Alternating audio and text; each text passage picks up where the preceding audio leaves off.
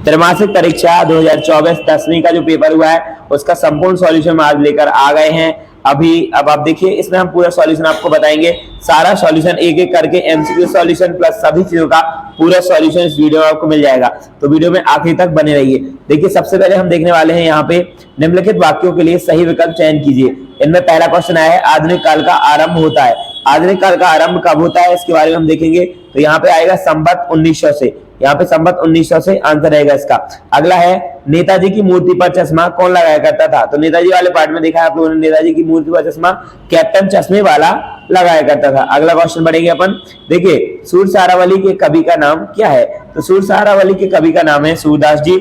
यहाँ पे इनकी रचनाएं हैं सूरदास सारावली, और भी बहुत सारी इन्हें रचनाएं करी है, लेकिन इसमें ये आया है तो मैंने ये अलग टिक लगा दिया। इसके बाद भोलानाथ का असल नाम क्या है, क्या था। तो यह तारकेश्वर इसका असल नाम था। इसमें बहुत सारे अलग अलग प्रकार के आंसर दिए गए हैं, लेकिन इसका आंसर है तारकेश्वर। इसके बाद रस के कितने अंग होते हैं। तो रस के यहाँ पर 4 अंग होते हैं, अंगों की बात करी गई है तो 4 अंग होते हैं। इसके बाद है, राम लक्ष्मण के गुरु का क्या नाम था। तो राम लक्ष्मण के गुरु का नाम था विश्वामित्र जी।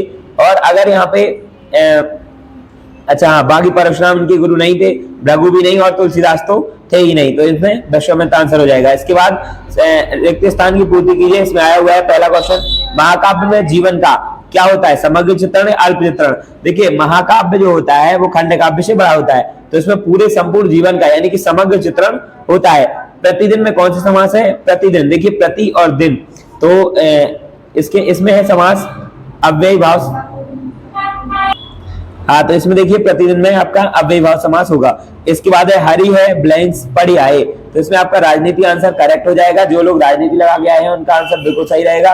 इसके बाद, लेखक स्वयं प्रकाश जी का जन्म कहाँ हुआ था। तो लेखक स्वयं प्रकाश जी जो है उनका जन्म हुआ था इंदौर में। इसके बाद, कलम का जादूगर कहा जाता है। कलम का जादूगर रामवृक्ष बैनपुरी को कहा जाता है। ये वाला आंसर बिल्कुल करेक्ट रहेगा। तो आगे देखिए, जो दोहा छंद में कितनी मात्राएं होती हैं।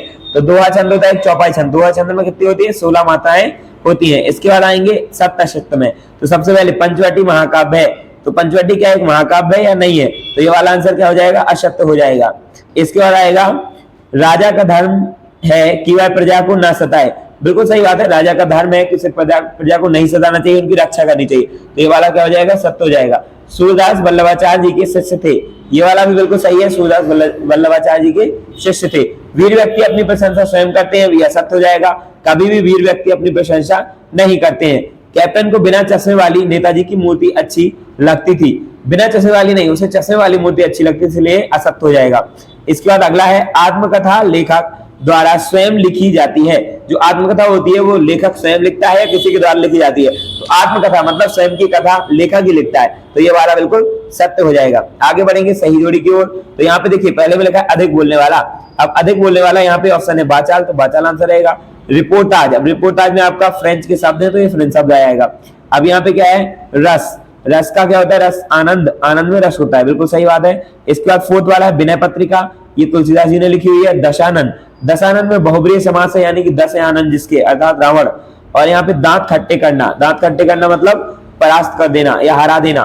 तो ये वाला, ये पूरी अपनी सही जोड़ी हो गई। इसके बाद अपन आगे बढ़ेंगे एक वाक्य उत्तर में। थोड़ा सा यहाँ पे अच्छे क्वेश्चन दिए गए हैं।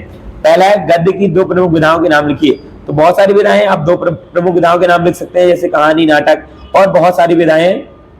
इसके बाद, योग साधना का संदेश किसके लिए व्यर्थ है। तो ये योग साधना यानी ये गोपी और कृष्ण वाले चैप्टर से है, तो गोपी के लिए क्या है, गोपियों के लिए योग साधना व्यर्थ है, वो सिर्फ प्रेम साधना की बात मानती है। इसके बाद, मात्रा की संख्या के आधार पर किस छंद की गणना की जाती है। तो यहाँ पे मात्रिक छंद की, ठीक है। बाल गोविंद भगत अपने गले में किसकी बनी हुई माला पहनते थे। तो ये तुलसी के, तो इसका देखिए, बाल गोविंद भगत अपने गले में किसकी माला पहनते, तो यहाँ पे तुलसी के जड़ों की। वर्णों के सार्थक समूह को क्या कहते हैं। तो यह शब्द। और यहाँ पे अगला है, विपदा के समय भोलेनाथ किसकी शरण में जाता है। तो विपदा के समय भोलानाथ जो है वो माँ की शरण में जाता है। यहाँ पे हमने 5 क्वेश्चन के सभी सरल आंसर आपको दिए हुए हैं, सही आंसर, सटीक आंसर। यहाँ पे आगे देखिए, 6वां प्रश्न बहुत अच्छे आए हैं 2-2 नंबर में। तो इन सभी को आप सॉल्यूशन देख लीजिए, कितने किसके सही है और कितने नंबर ला रहे हैं। तो इस वीडियो में इतना ही। अगर आपको वीडियो अच्छी लगी है तो चैनल को सब्सक्राइब कर दीजिए। आने वाले सभी वीडियो के सॉल्यूशन आपको इस वीडियो इस चैनल पे मिलते रहेंगे, तो चैनल को जल्द से सब्सक्राइब कर लीजिए। जय हिंद, वंदे मातरम।